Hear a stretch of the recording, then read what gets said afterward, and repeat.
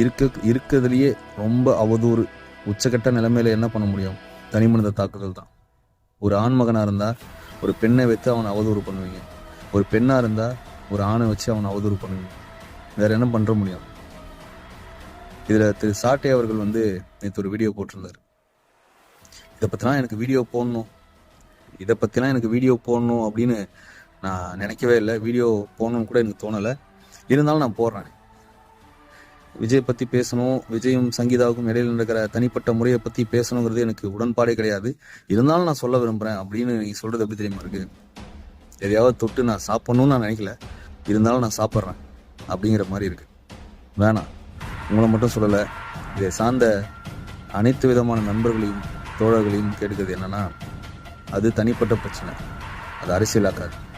அப்படி தனிப்பட்ட பிரச்சனையாக ஒவ்வொரு மனுஷனையும் பேசணும் அப்படின்னா இங்கே மீதி இருக்கிறவங்களை பற்றி பேசுகிறதுக்கு டைம் பத்தாது.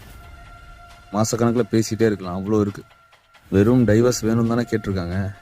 ஆனால் ஆதாரபூர்வமாக யார் யாரெல்லாம் என்னென்ன தவறு செஞ்சாங்க அப்படிங்கிற வீடியோ ஆதாரம், ஆடியோ ஆதாரம், சட்டையை கட்டிட்டு வந்த ஆதாரம், நியூஸ் சேனலில் ஒர்க் பண்ணவங்களோட நிலைமை அப்படின்னு ஏகப்பட்ட ஆதாரங்கள் ஏகப்பட்ட பேர் மேலே இருக்குது.